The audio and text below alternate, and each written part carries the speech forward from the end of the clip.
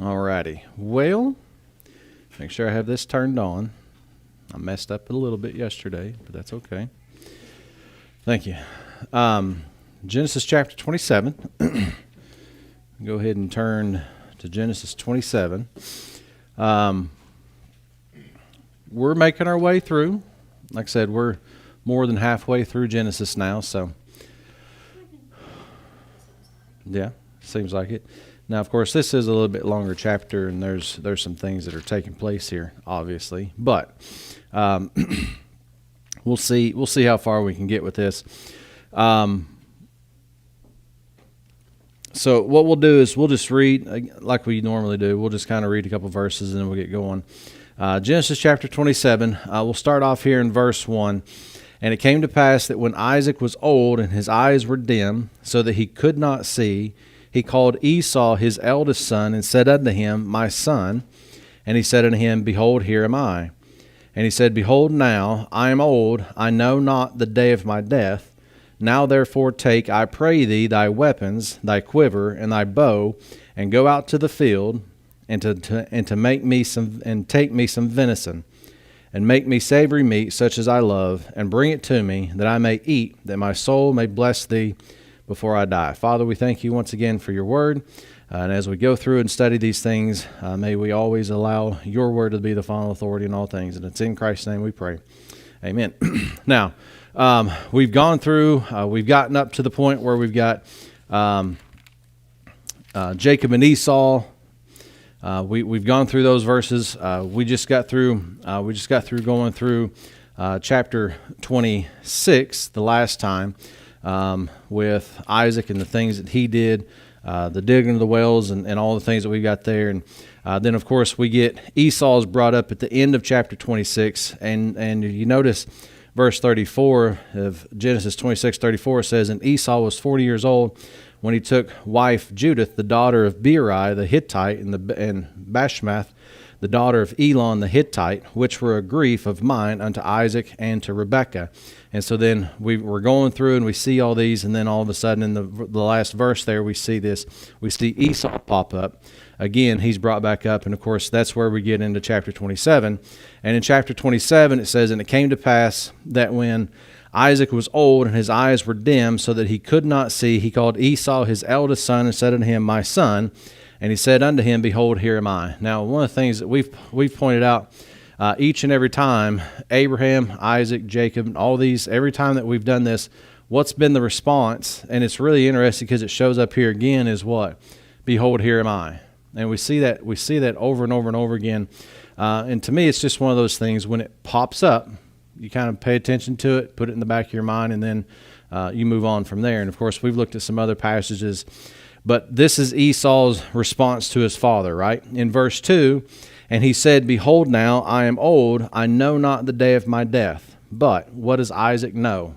He's getting close to the end of his life.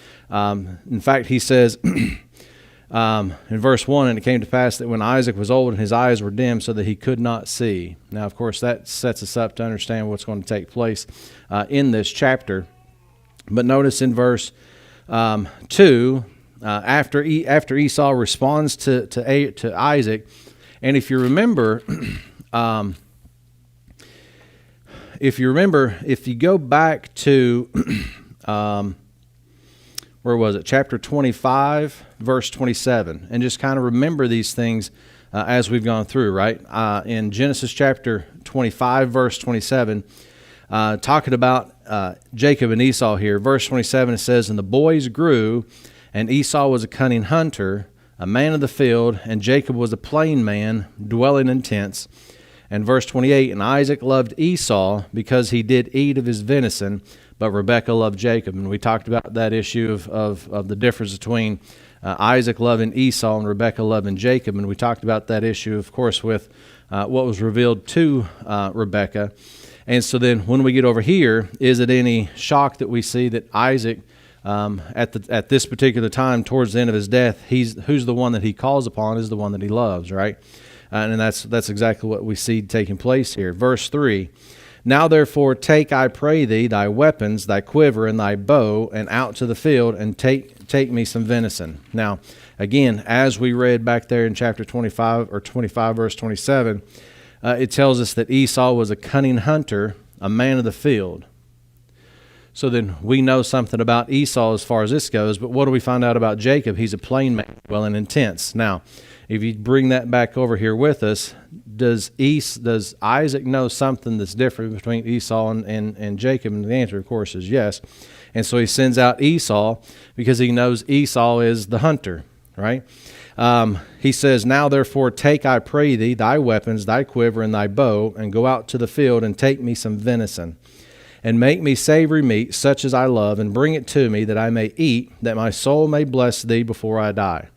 The whole point about this is with Isaac to his son Esau, what is he saying? He says, I want you to do this, and here's the reason I want you to do this is why? So that I may bless you before I die. All right? That my soul may bless thee before I die. And in verse 5, because Rebekah loved Jacob, notice what happens. Verse 5, and Rebekah heard when Isaac spake to Esau his son, and Esau went to the field to hunt for venison, and to bring it. And Rebekah spake unto Jacob her son, saying, Behold, I heard thy father speak unto Esau thy brother, saying, Bring me venison, and make me savory meat, that I may eat and bless thee before the Lord before my death. So Rebekah overhears this, and because she loved Jacob more than Esau, and we've already talked about that and established that, and the reason why is because of the information that the Lord revealed to her, right? And we talked about that before.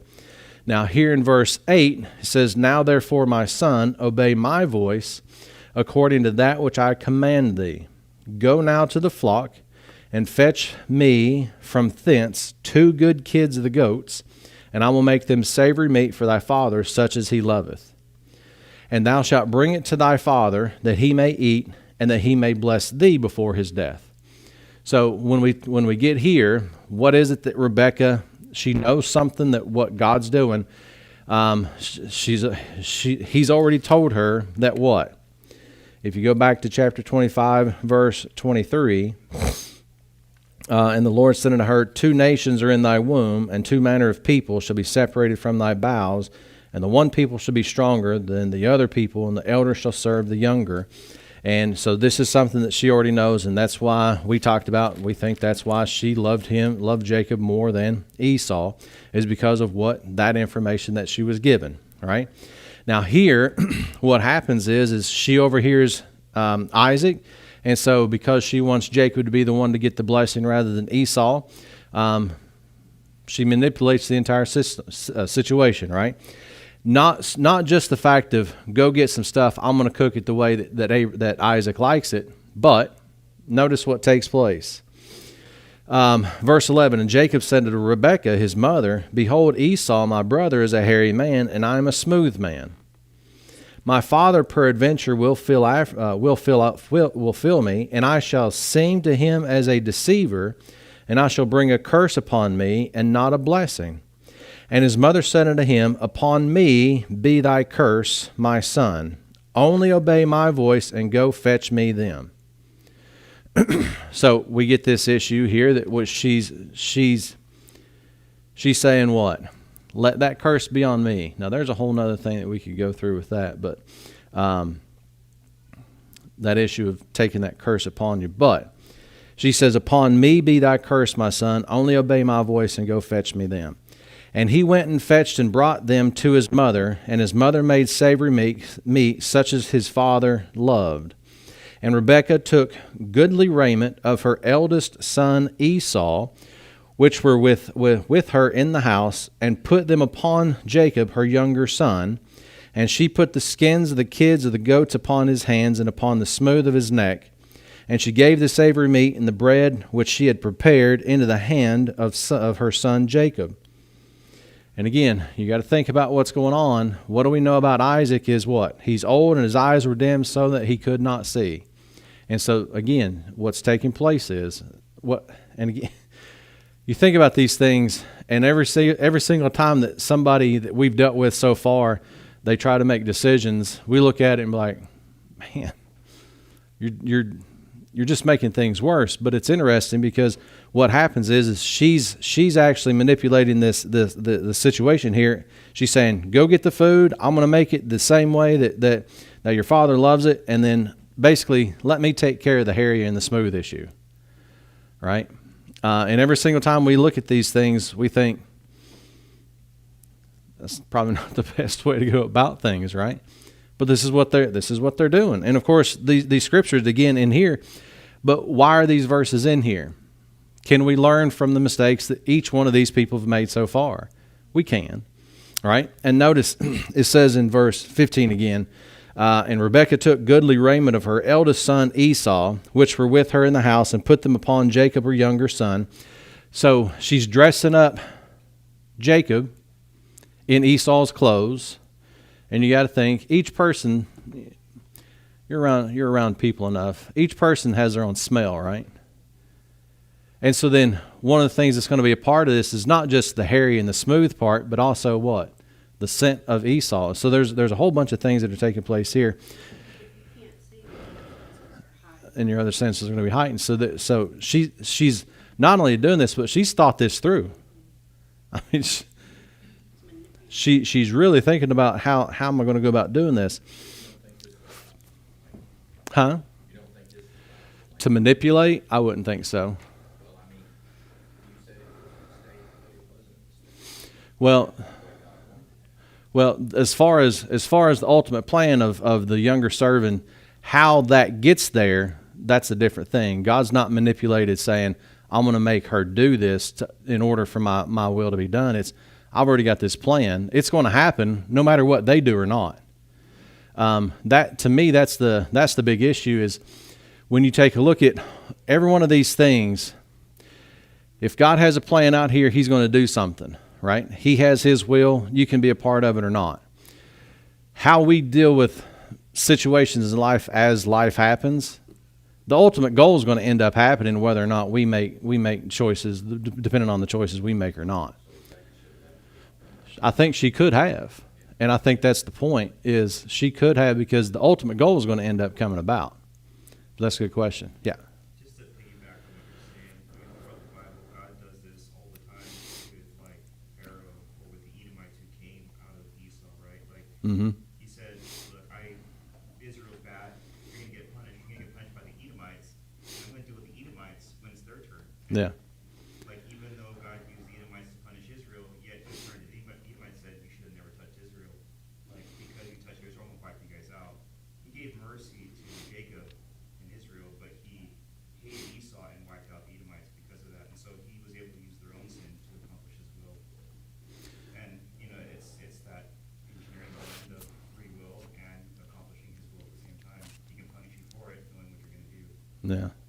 So, and that's that issue. As we go through each one of those, his goal is going to be done. Each individual aspect of life, the goal is going to be the goal. That's what he's planned, right? But he wouldn't cause her to manipulate. So you think there's a lesson to be learned?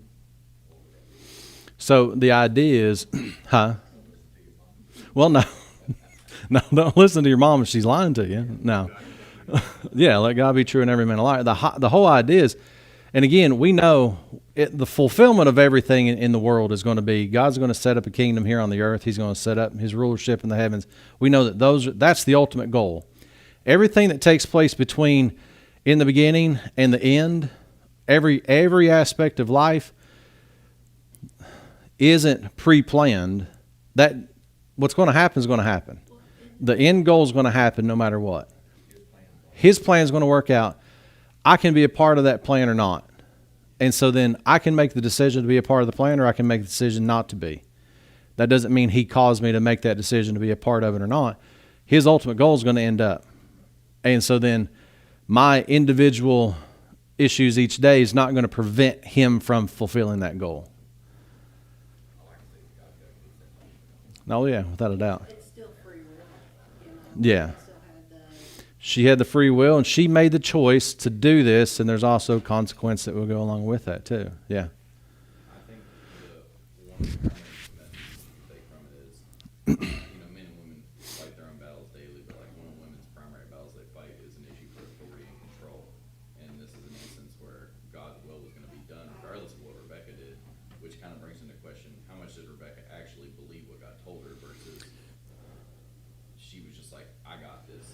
And that would be a thing too, yeah. Because you've got that flesh that comes in and says, well, I'm going to make sure that what God wants to happen is going to happen. It's going to happen regardless. And I think that's another thing that you can pull out there is his ultimate goal is going to happen. You can try to manipulate it, but you changing the circumstances or manipulating is not going to change the circumstances. Because even here, what's Isaac wanting to do is Isaac's trying to do what? I'm going to send my son out. I want you to go get venison. I want you to bring it back, and I'm going to bless you. And so then if you think about what's going on there, what's he doing is we've already seen Abraham was given the covenant that if people bless you, God will bless them. And so what he's trying to do is to get Esau blessed. Go and do this for me so that God can do that. And so there's a whole other thing that Isaac is trying to manipulate too. So let's not forget that it's not just Rebekah, but Isaac's trying to do this too, because he knows something's going on. Yeah. Who? Yeah. Yeah. Yeah. And that's what he's going off of. Yeah. Well, because God's already told Rebekah, here's how this is going to work out. It's not going to go through Esau.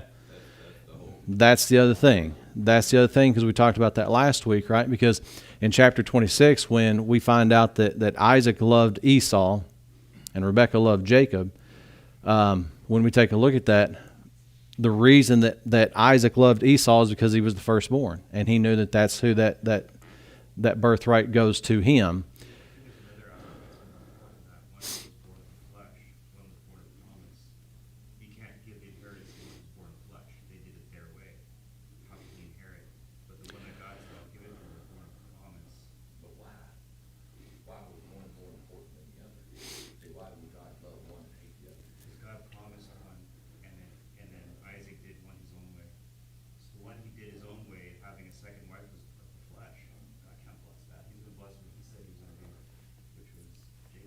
In other words, he got impatient and decided to do it his own way instead of waiting on God. I understand what he's saying. Yes. I'm just saying,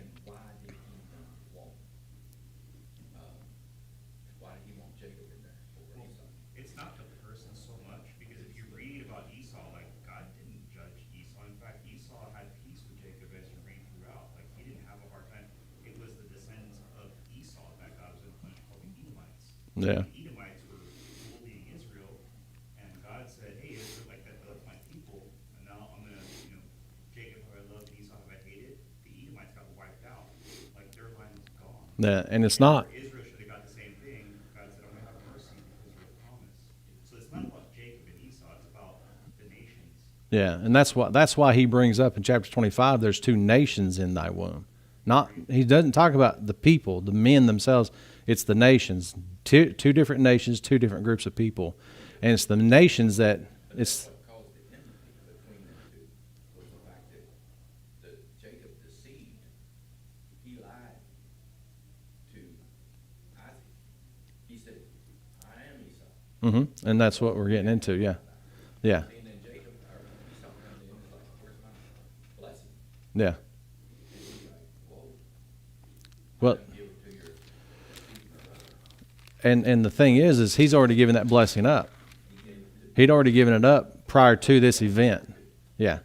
Well, he didn't get lied to back over there in chapter 25, right?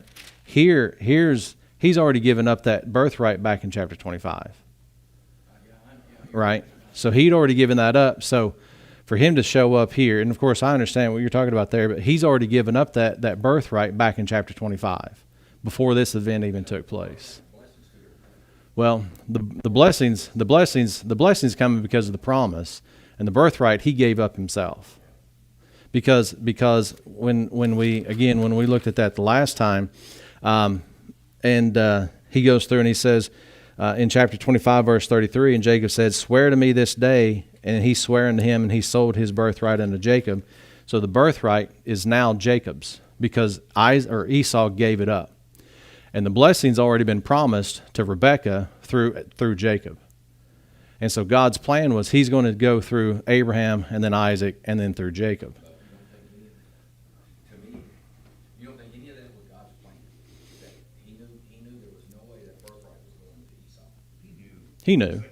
He knew there was no way that he And there, and that's the difference between, he had to manipulate it or let it be manipulated.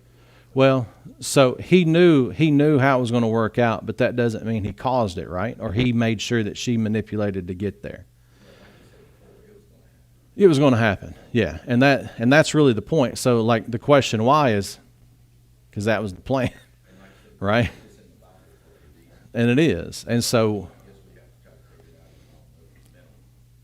You know, like you said, the nation of Edomites turned against, but every nation turned against Israel. oh yeah, absolutely.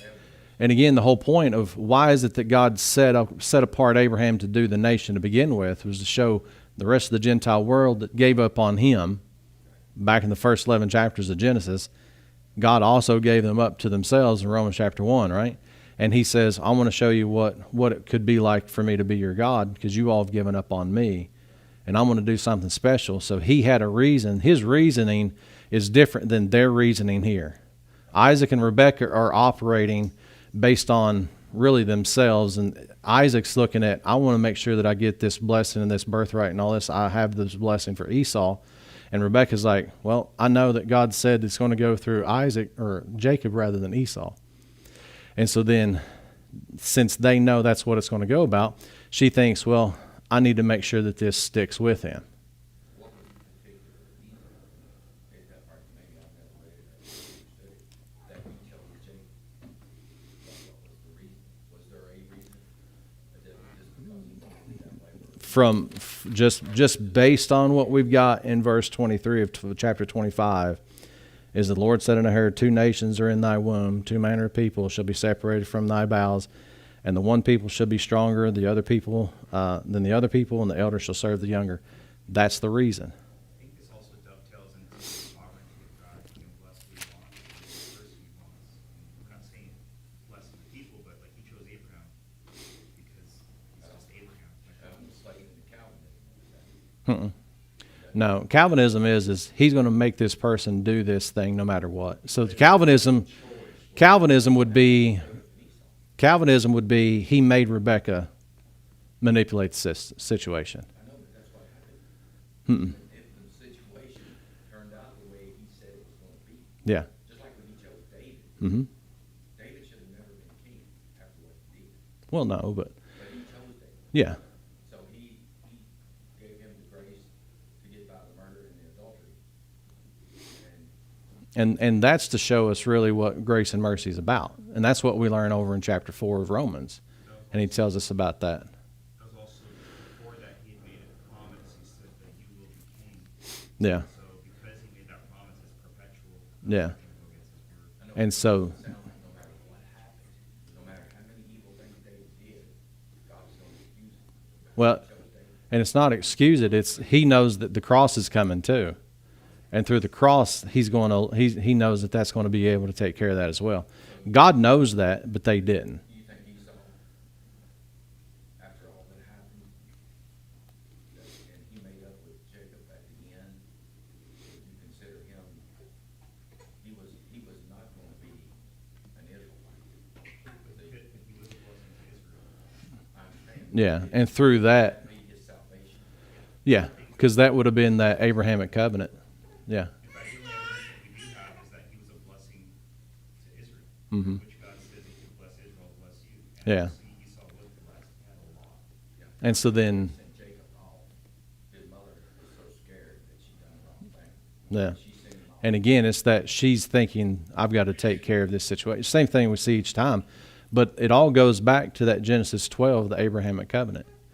And really, the way that God's going to be able to actually bless Esau is not through Isaac getting venison, but through Esau blessing Israel. And he knows that that's going to happen. So he's going to give that blessing because of that. Yeah.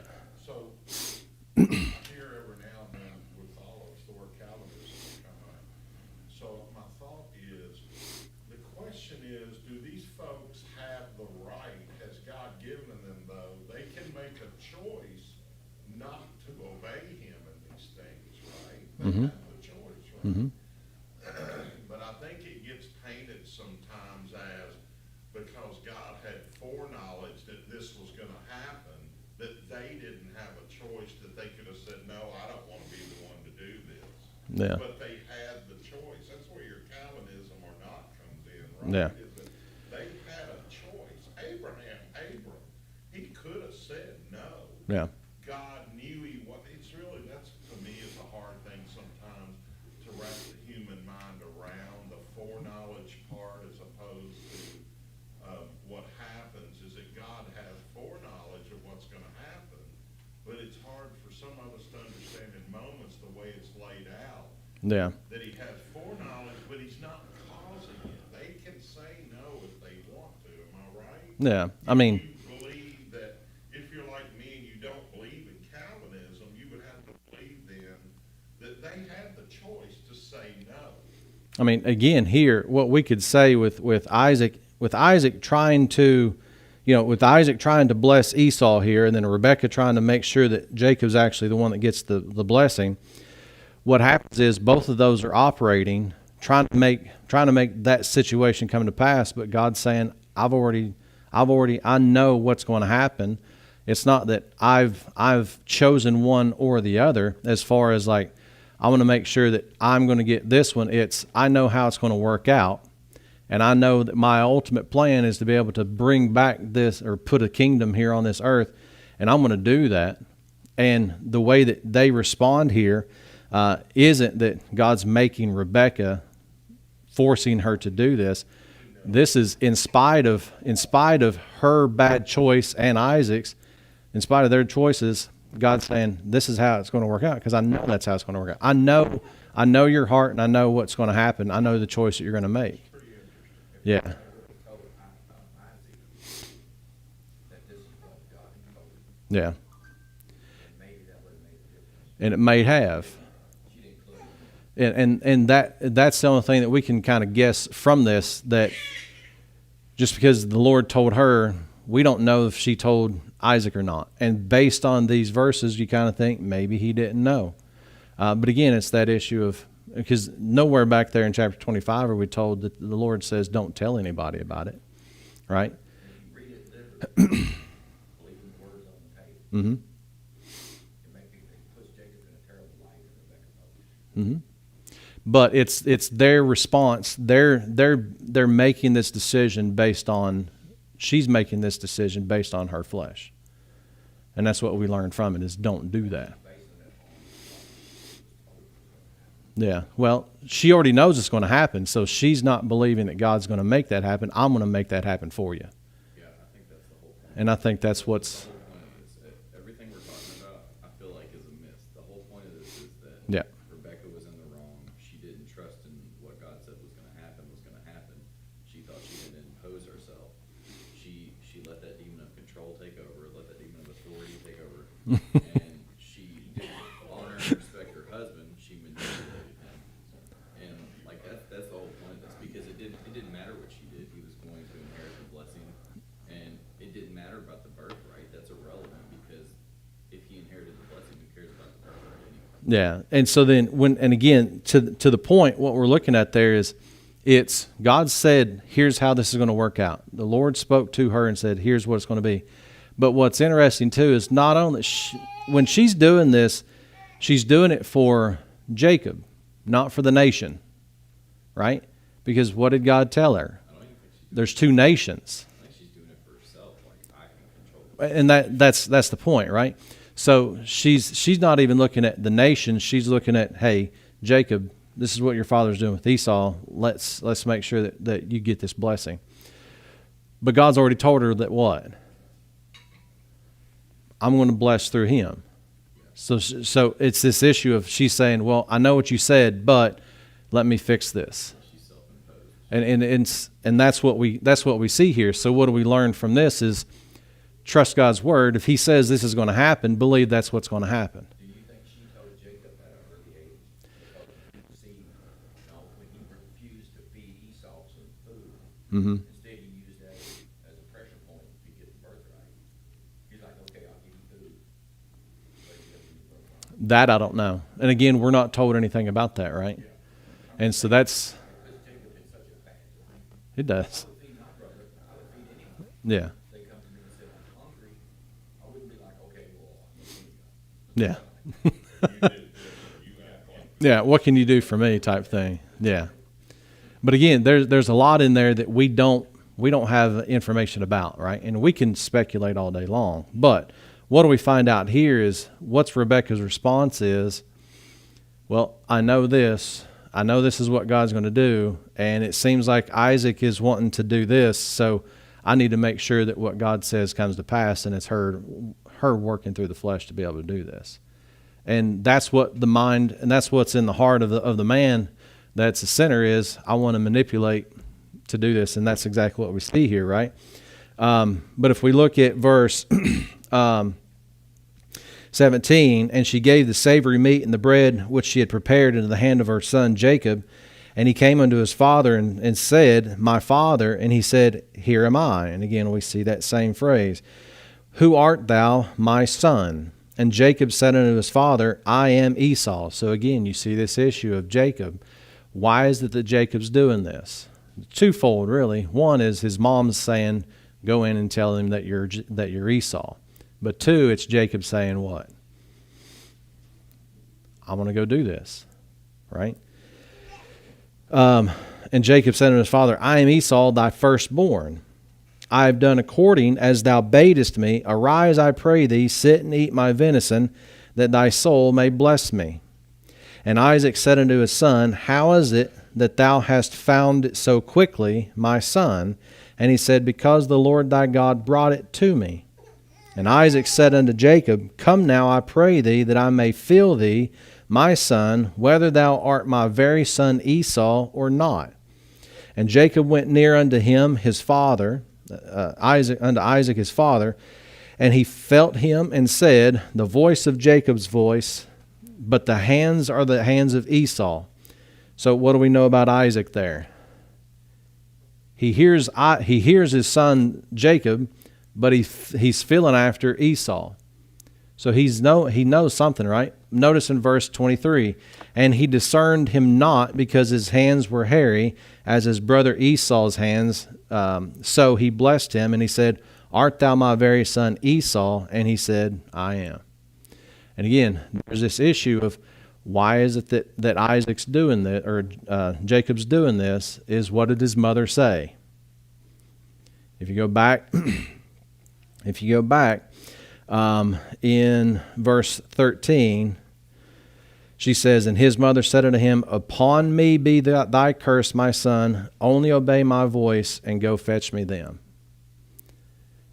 So again, we see the way that Rebecca's responding here is, I know what God's going to do, but I'm going to make sure that what God's got going on, I'm going to make sure that it happens. Yeah. But I was kind of thinking of like when Peter denied the Lord 3 times, Jacob here deceived lies to his father 3 times. Mm-hmm. Like, you could have someone like, he's clean, I guess, but he continues to do that. Yeah. But I mean, and again, that's a good point, because you got all 3 times that he's done that, right? In this particular passage. So there are some parallels that you would see over there with Peter as well. That's a good point. I think it's very possible that into the Rebecca logic, I think she immediately misunderstood God when he was like, I'm going to bless your younger son. And she heard, I need you to allow me to bless. And I think it's very possible that like Rebecca told him, you have to do this because God told me you have to do this to get blessed. Yeah. I mean, the fact that when you go down there to verse, verse 20, and Isaac said unto his son, How is it that thou hast found it so quickly, my son? And he said, Because the Lord thy God brought it to me. He's using, you think about this, how often do we hear people is like, this is what's going on, and the Lord told me this is what I'm supposed to be doing. And we use him as the authority, and then somebody says, well, then I got to pay attention to it. And it gives that issue of, okay, well, this is legit. But again, it's that idea of, and the reason that he's doing that is because why? His mom said, "Only obey my voice." It makes you not want to like Jacob. It does, but it does. But the other thing too about it is what do we know that God's going to do throughout all human history is the way that he's going to take care of the things that Rebekah has done here and the things that Isaac's done here, the things that Abraham did prior to that, is he knows the cross is going to be able to take care of all that. And again, there's that line of we can't fathom God's infinite wisdom. And that's one of those things that just we constantly have to think about. He knows what's going to happen. He knows how this is going to work out. God knew before the foundation of the world that this situation was going to happen, that this is exactly how it was going to play out. Now, is this something different, or there in chapter 3 of Romans, yesterday, you read it, where it talks about God's forbearance and the blood, sins past? Yeah. That's what That's part of that stuff too, yeah. that, He knew that that's what was going to happen, and he was going to forbear all that, knowing that the cross was coming. gained a much better understanding Yeah. of what that means. Praise the Lord, yeah. He knew that the cross was, the blood was going to forgive the sins of all from the past on through to the future, right? Yeah. That's pretty neat. And so then he knows, like we talk about here, Abraham, Isaac, Jacob, none of these, Rebecca, any of these folks, none of these folks were looking forward and saying, well, we know that Jesus is going to die, but God did. And he knew all this stuff. And then when you look at everything from Genesis all the way up to really the first part of Acts, even when Luke is writing and he talks about the fact that the time of this ignorance, which is really talking about the first 11 chapters of Genesis plus the mother part too, but it says the times of this ignorance God winked at because he knew what was going to happen. And again, it's that idea of I know the ultimate plan and I know how everything is going to work out, but that doesn't mean he's controlling every situation to make that. God's foreknowledge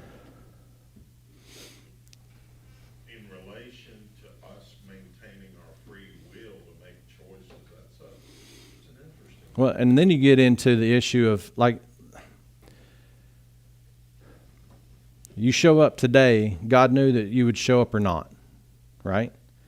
If you didn't show up, it's not because God before the foundation of the world chose that you wouldn't show up today.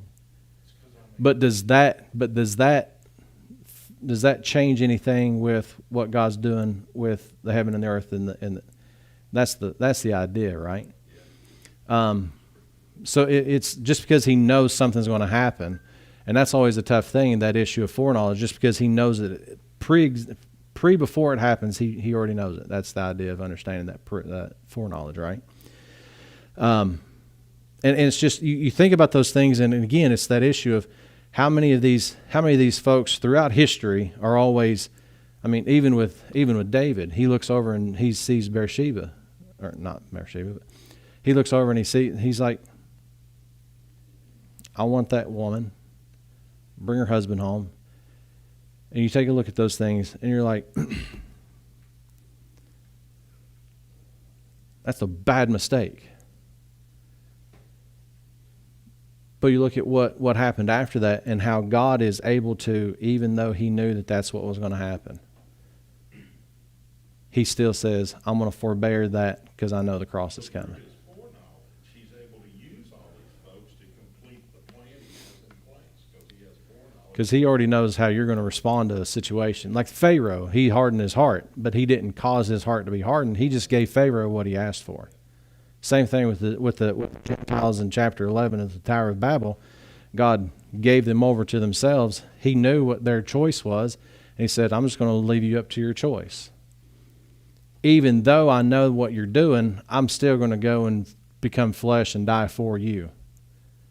And they didn't even know that that's what was going to take place. But that didn't change the fact that he was going to come and take on human flesh and die without sin. That didn't change that plan.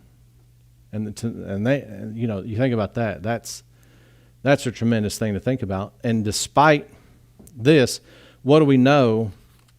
According to chapter 25, what's he tell them?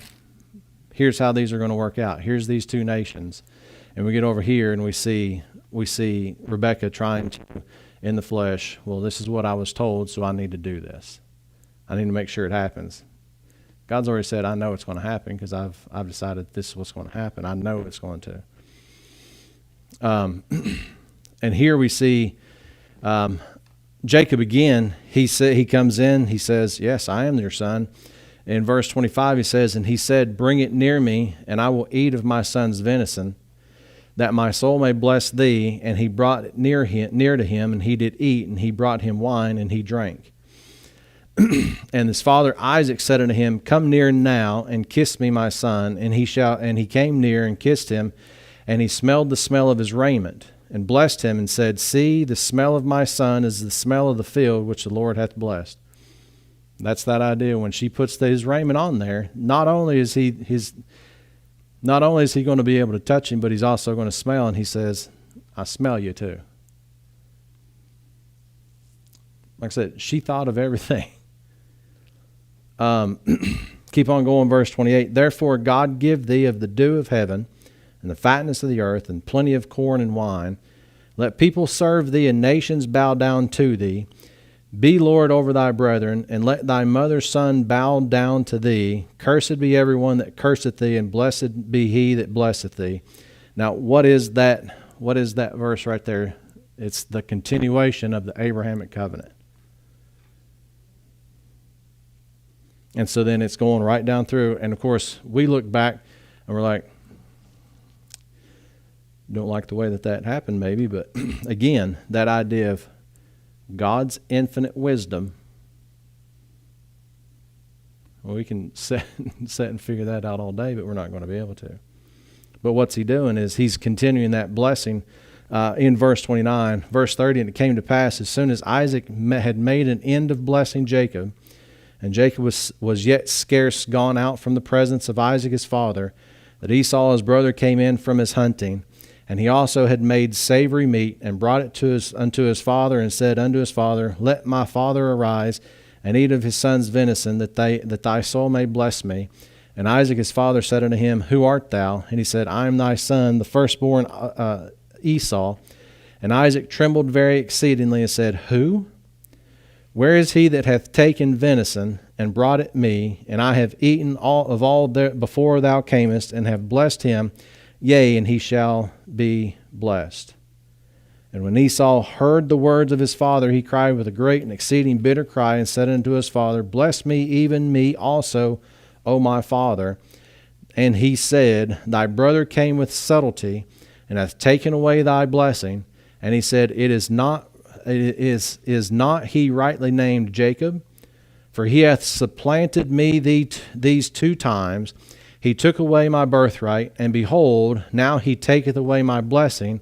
And he said, hast thou not reserved a blessing for me? And Isaac answered and said unto Esau, behold, I have made with him thy lord, and all his brethren have I given to him for servants, and with corn and wine have I sustained him. And what shall I do now unto thee, my son? And Esau said unto his father, hast thou but one blessing, my father? Bless me even so also, O my father. And Esau lifted up his voice and wept. And Isaac his father answered and said unto him, behold, thy dwelling shall be the fatness of the earth, and of the dew of the heaven from above, and by thy sword shalt thou live, and shalt serve thy brother. And it shall come to pass, when thou shalt have the dominion, that thou shalt break his yoke from off thy neck. And Esau hated Jacob because of the blessing, wherewith his father blessed him. And Esau said in his heart, the days of mourning of my father are at hand. Then will I slay my brother Jacob. And these words of Esau his elder son were told to Rebekah, and she sent and called Jacob her younger son, and said unto him, behold, thy brother Esau is touching thee, doth comfort himself, purposing to kill thee. Now therefore, my son, obey my voice and arise. Flee thou to Laban, my brother, my brother to Haran, and tarry with him for a few days until thy brother's fury turn away, until thy brother's anger turn away from thee, and he forget that which thou hast done to him. Then I will send and fetch thee from thence, which I should be deprived also of you both in one day. And Rebekah said to Isaac, I am weary of my life because of the daughter of Heth. If Jacob take a wife of the daughters of Heth, such as these are the daughters of the land, that good shall my life do to me. Now, of course, that gets us to the end of chapter 27. But as we go through here again, what we see is verse 29 is that continuation of the Abrahamic covenant of how God's going to do this. And what ends up happening is you do see that blessing is given over to Jacob rather than Esau. And here we see Esau says what? He's done this to me 2 different times now. First with the birthright. And it's interesting because what was his thought process on the birthright? He despised it anyway. So now he's getting over here and he's talking to his father Isaac, and he's saying in verse 36, and he said, Is not he rightly named Jacob? For he hath supplanted me these 2 times. He took away my birthright. Did he though? You gave it up. I mean, yeah, he found you in a moment of weakness, and you're like, well, what good is this going to do me anyway? Which again, we talked about those things as well. Is like, obviously he didn't understand anything about the birthright, and he's like, well, I'll just despise it anyway, so I'm just going to give it up. And here he says, and behold, now he taketh away my blessing. And he said, hast thou not reserved a blessing for me? Now, is there a way for Esau to still be blessed? Just not through Isaac, right? But now through who? Through Jacob or Israel. And it's interesting because, we'll get to a little bit later on what happens to Jacob's name. It's changed to Israel. So there's a whole other thing that goes along with that as well. But as we look through this, Esau here, he's looking for, well, didn't you save one for me? And you stop and you think about that. If he's asking, did you reserve a blessing for me? He's already told Esau, I'm going to give you a blessing, that my soul may bless thee when you feed me this food, which is a whole nother thing as well. But was he worried about Jacob having some leftover blessing prior to this? Because here he's like, well, have you reserved one for me? Because that's what he's told him, right? I'm going to give you this blessing when you do this. And of course, Jacob comes in and he does what he does. But here he's got this issue. He says, hast thou not reserved a blessing for me? And again, it's that issue you kind of think about. Was Isaac giving over the birthright there, or just the blessing? The blessing. Because the birthright's already been given up. Well, that's right. You were asking if he was concerned about Jacob getting something. The blessing. So here, the birthright's already done, right? That took place. Here's what he's looking for is Esau comes and says, or Isaac brings him in and says, go get me some venison, bring it back, and I'll bless you. At that time, was he worried about any sort of extra blessing that would go to Jacob? Well, my point was, I think he thought giving the birthright to Jacob was like, you don't receive the blessing, but you get the birthright. Yeah. But I think his whole complaint there is saying, like, I already told him he can have the birthright, and now you gave him the blessing, so I lose out twofold. Well, not only that, but it's just the way he's putting it is he stole my birthright, right? He basically he's saying he took away my birthright. Yeah. So he said he hath supplanted me these 2 times. He took away my birthright, which you despised and you gave up. But now he's saying, well, he took it away from me. And I understand the situation that's going on there and how Jacob went about doing that. Is it not possible that he actually did that? Because there was, he was never guaranteed the blessing as the eldest. He was guaranteed the birthright. The only time he was given the blessing was back here at the very beginning of chapter 27. Yeah, When Isaac says, go get venison, bring it to me, then I'll bless you. we were having that discussion over, did Esau actually believe that if he received the blessing, it didn't matter if he died? Well, he wasn't guaranteed the blessing, so maybe he did feel like Jacob had stolen the birthright. After this, huh? Yeah, people are always going to feel the way the fool reckons his own eyes. They're going to feel the way they're going to feel. Yeah. Change what actually happened. Yeah. So and my point is, and kind of think about it this way, what should have thought about is the birthright is going to also lead to the blessing. what should have been. Because how is it that you think Abraham has his two sons. The one actually goes to Isaac, his only son. He's really the firstborn, even though he had the other child, but the firstborn, and that was a birth of promise, right? And that goes back to God's word. I've made a promise. Here's how this is going to work out. The promise has to come to a pass. When we get over here, Esau gives up the birthright over in chapter 25, right? We get over here and he says, well, he supplanted me. He took away my birthright. Well, he didn't take it away.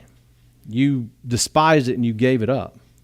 But he gets over here and the story changes. Well, he took that one too, and now he's taking my blessing.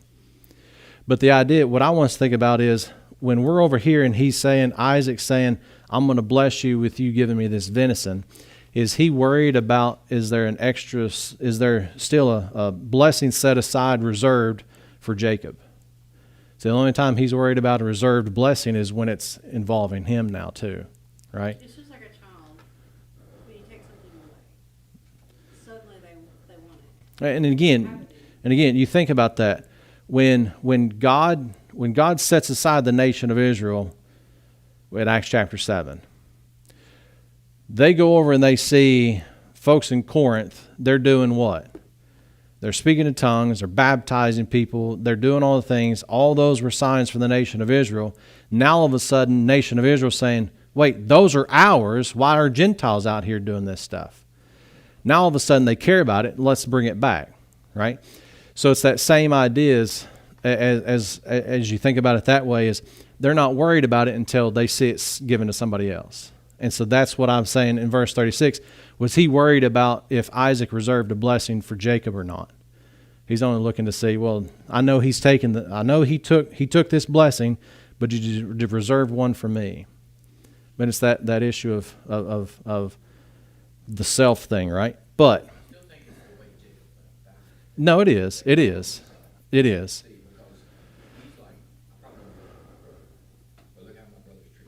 I think he would have. I think he would have. Yeah. Mm-hmm. Yeah. No, he did. And Rebecca, yeah.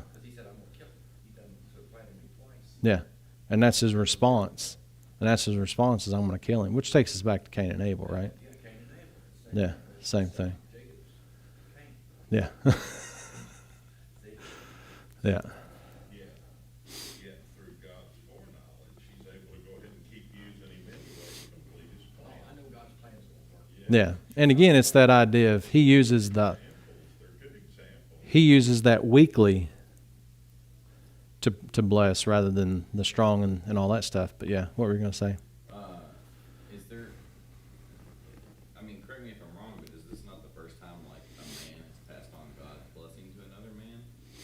I mean, hasn't it previously been God declaring the blessing to the man? Like, didn't God clearly directly tell Abraham, you're going to bless Isaac?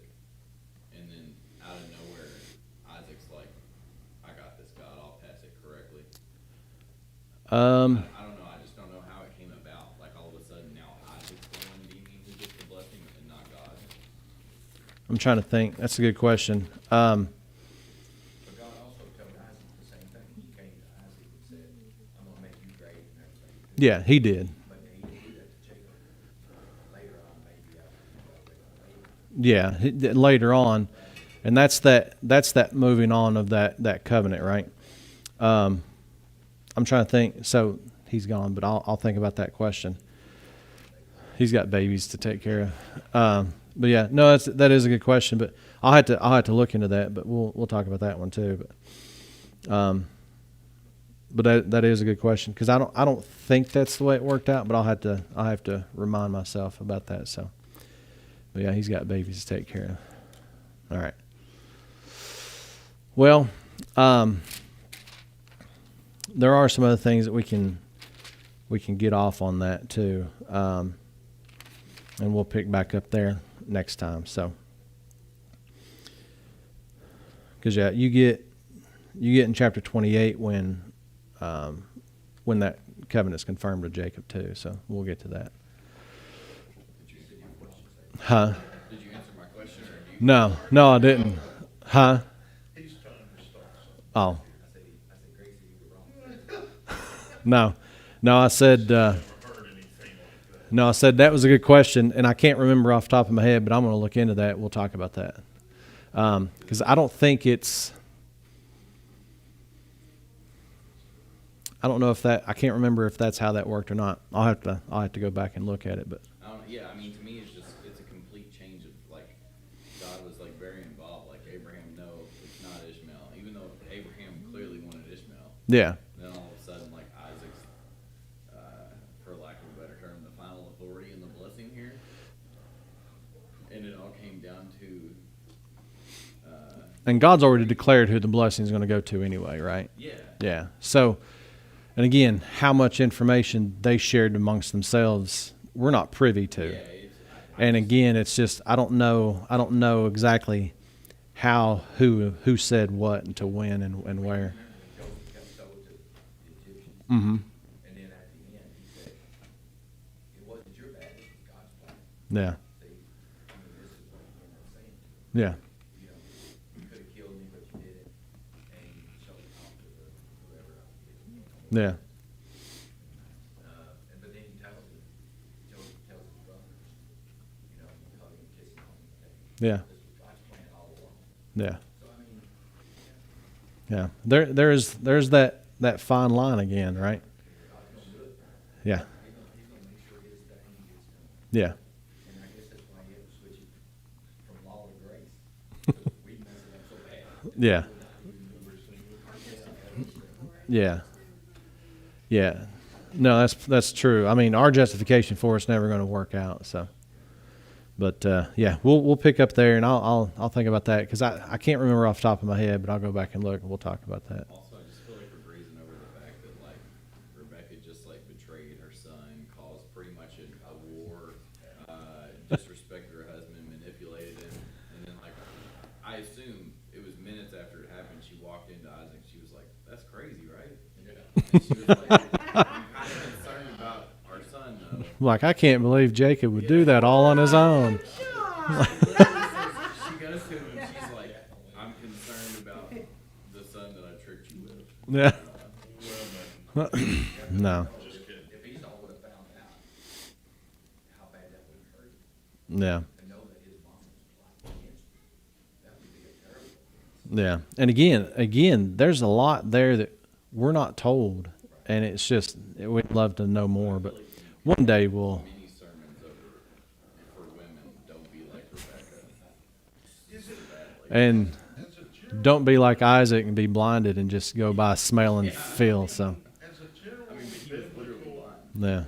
yeah. as a general biblical principle, I really do enjoy our conversations of all this stuff, but is it that what's on the pages is what God feels like is important that we know? That's Yeah. why it's there, and beyond that, we can speculate, we can talk about it.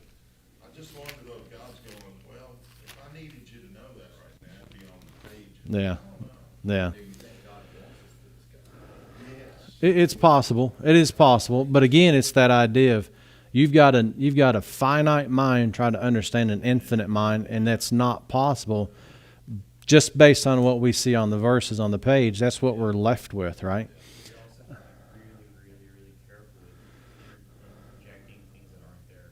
Yeah. We can say maybe this, maybe that, oh, look at this. The Bible doesn't tell you for a reason. Yeah. We don't know. And one day we're going to be able to ask Abraham and Isaac and Jacob and Rebecca and all these, like, what did you all talk about? What? But I mean, until then, like, we don't. Yeah, and there's a reason that stuff's in there and the reason that it's not, right? Because if you have a bias, then you've already not trusted the word of this. I mean, like, Yeah. you have to come to the Bible ready to take all of it for everything that it says and let God be true and every man a liar. And if we inject things or, and I have to fight back with all the religious stuff too, the things that I think I know, and realize that when I'm reading, like, Yeah. in Genesis, the cross wasn't there yet. They didn't Yeah. know about Jesus. They didn't know about the kingdom. They didn't know about the promise. Like we have to stop and reject. All they know right now, and that's one thing I've thought about is as we go through there, we don't know anything about Joseph yet because we're still on Jacob and Esau, right? And so then we don't know anything. And what I try to think about is, especially on my point, is what do we know as of right now? All we know right now are the first 27 chapters now. And that's all they've got at that particular time. Now, obviously, there's some things that's going on there too, but kind of keep those things in mind too. But yeah, I enjoy it though.